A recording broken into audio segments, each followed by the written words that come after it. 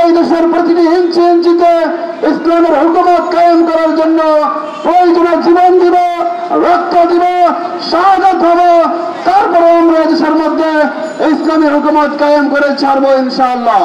আমরা এমন এক প্রতিবেশী রাষ্ট্র পেয়েছি যে রাষ্ট্র বাংলাদেশের যখন নিত্য প্রয়োজনীয় জিনিসের প্রয়োজন হয়, ভারত তখন আমাদের বাংলাদেশের সঙ্গে আমদানি রপ্তানি বন্ধ করে দেয়। কিন্তু যখন ভারতের ইলিশ মাছের প্রয়োজন হয়, ইলিশ মাছের প্রয়োজন হয়, নিত্য প্রয়োজনীয় জিনিসের প্রয়োজন হয়, আমরা দেখতে পাই বাংলাদেশের বিভিন্ন সাইড থেকে ভারতকে ইলিশ মাছ দিয়ে সহযোগিতা করা হয়। স্বৈরাচার খুনি হাসিনার সবচেয়ে বড় অপরাধ ছিল সে ভারতের তাবেদারি করত। বাংলাদেশের জন্য সে কিছু করতে পারে নাই, বাংলাদেশের মুসলমানদের সেন্টিমেন্ট সে বুঝতে চায় নাই, সে ভারতের তাবেদারি করছে, যার কারণে সে বাংলাদেশ ছেড়ে পালাতে বাধ্য হয়েছে। বাংলাদেশের বর্তমান তত্ত্বাবধায়ক সরকার, অন্তর্বর্তীকালীন সরকারকে বলবো, আপনারা ভারতের সঙ্গে, ভারত যদি দুশমনে রাসূলকে যদি শাস্তির সম্মুখীন না করে, আপনি তাদের সঙ্গে কূটনৈতিক সম্পর্ক বন্ধ করে দিন।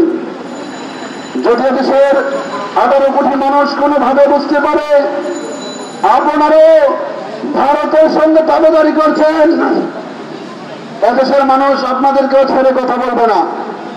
আমাদের ইতিহাস শাহাদাতের ইতিহাস, আমাদের ইতিহাস শহীদ হওয়ার ইতিহাস, আমাদের ইতিহাস শহীদ হওয়ার ইতিহাস। আমরা মুফতি আমিনীর সৈনিক, আমরা শাইখুল হাদিসের সৈনিক। মুফতি আমিনী রহমাতুল্লাহ আলাইহি, শাইখুল হাদিস রহমাতুল্লাহ আলাইহি তারা দেশের মধ্যে ইসলামকে প্রতিষ্ঠা করার জন্য, ইসলামকে কায়েম করার জন্য নাস্তিক মুরতাদদের বিরুদ্ধে কঠোর ভূমিকা পালন করেছেন। আমরা তাদের উত্তরসূরি হয়ে বলতে চাই, আমরা দেশের মধ্যে এই দেশের প্রতিটি ইঞ্চি ইঞ্চিতে ইসলামের হুকুমত কায়েম করার জন্য প্রয়োজনে জীবন দিব, রক্ত দিব, শাহাদাত হব, তারপরে আমরা দেশের মধ্যে ইসলামী হুকুমত কায়েম করে ছাড়বো ইনশাআল্লাহ। ইন্নাল হামদুলিল্লাহ ওয়াসসালাতু ওয়াসসালামু আলা মান লা নাবিয়্যা বা'দা। ফাআউযু বিল্লাহি মিনাশ শাইতানির রাজীম। বিসমিল্লাহির রহমানির রহিম। ওয়া মা আরসালনাকা ইল্লা রাহমাতাল লিল আলামিন। সাদাকাল্লাহু মাওলানাল আযীম।